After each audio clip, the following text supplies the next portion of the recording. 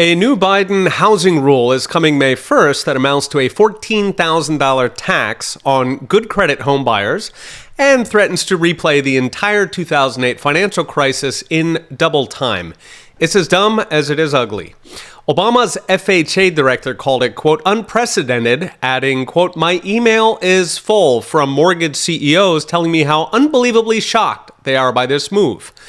The new rule means anybody with a credit score over 680, that's about half the population, or who makes a meaningful down payment will pay $14,000 more on a house, while anybody with low credit gets subsidized.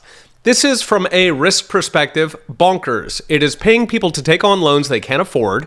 It's paying banks to crank out systemic risk, all while literally hitting people with a $14,000 fine for paying their bills on time and for saving up for a down payment in the first place. It is raw vote buying using a social credit system that punishes people for doing the right thing. Moreover, it threatens to replay the 2008 crisis because we've already seen this movie and it ended badly. Going back to the early 2000s, the financial crisis was kicked off by intentional policies that pushed banks to make bad loans. Policies the banks were happy to game since they got all the profits, but they dodged all the risks. In the wake of the dot-com bust, interest rates were yanked down to under 2%. That was the lowest since the 1950s, and they didn't normalize until mid-2008 in the thick of the housing boom. Low interest rates automatically encourage risky loans since they make credit widely available even to risky borrowers. But beyond that, federal policies actually pushed banks to make risky subprime loans. This was bipartisan. The Community Reinvestment Act had been pushing risky loans since the 1980s, and the Bush administration added two big accelerants: the American Dream Act that gave grants and down payments to low-income buyers, and a big push for government-owned Fannie Mae and Freddie Mac to buy up mortgages.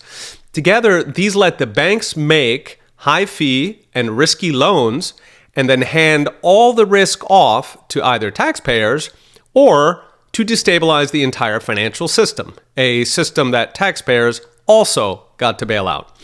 Now, the banks, being no dummies, went to town. They could charge more to poor borrowers, and they didn't even have to eat the risk. In fact, the banks loved it so much, they sweetened the pot with zero down payment loans, no doc loans that didn't even verify whether the borrower had any income at all. Given the easy terms, they could build in time-bomb terms that would jack rates down the line and almost guarantee a default. Basically, banks promised the moon to desperate people, they charged moon prices, and they handed the mess to we, the taxpayers. How did it end? The banks kept their profits, the rest of us got the bailouts, so banks got paid twice, we got charged twice, the financial system nearly went under, and the borrowers were whipsawed. They were ushered to the gates of paradise and then tossed out on their butt. And we were told never again, and now never is back. So what happens next? Same as last time, risky lending, more bank profits, serving up the next collapse and bailout, all in service to a creeping social credit economy where vote buying breaks the system, whether by stupidity or by intention. All right, we'll be watching. See you next time.